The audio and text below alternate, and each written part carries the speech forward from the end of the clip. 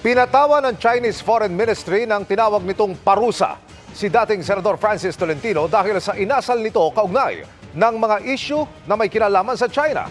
Pinagbawalan siyang pumasok sa Chinese mainland, Hong Kong at Macau. Tugon ni Tolentino, isa raw karangalan para sa kanya na ipagtanggol ang soberenya ng Pilipinas. Nakatutok si Ivan Mayrina. Isang araw lang matapos ang termino sa Senado ni Francis Tolentino, agad naglabas ang anunsyo ng Chinese Foreign Ministry. Bawal tumuntong ang dating senador sa Chinese mainland, sa Hong Kong at Macau.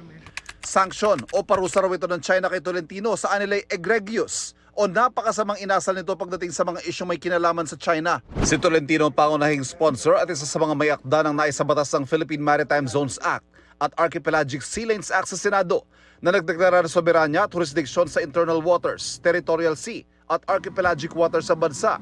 Mga batas na mariing pinalaga ng China at ilang linggo lang bago matapos ang kanyang termino, naibunyag sa pinangunahan niyang Senate investigation ang pang-espiya umano ng China sa bansa. Dagdag ng China Foreign Ministry, meron daw talagang pagbabayaran sa pananakit sa interes ng China.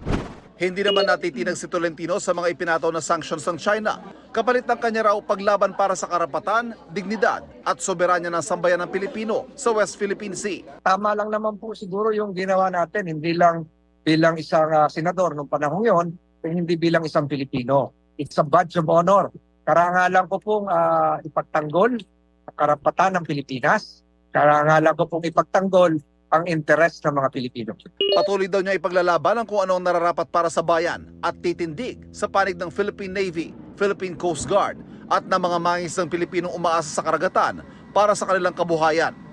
Kahit bilang isang ordinaryong mamamayan, gagawin ko po yung ginawa ko na ipaglaban ang interes ng Pilipinas at panindigan ang para sa Pilipino. Kung ano man yung kaparusahang ginawad ng isang malaking bansa sa akin, ay hindi po masusukil yung aking paninindigan na ipaglaban ang interes ng ating bansa.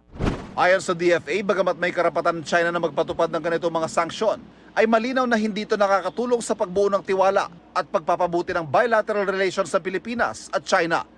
Para sa GMA Integrated News, Ivan Mayrina, nakatutok, 24 oras.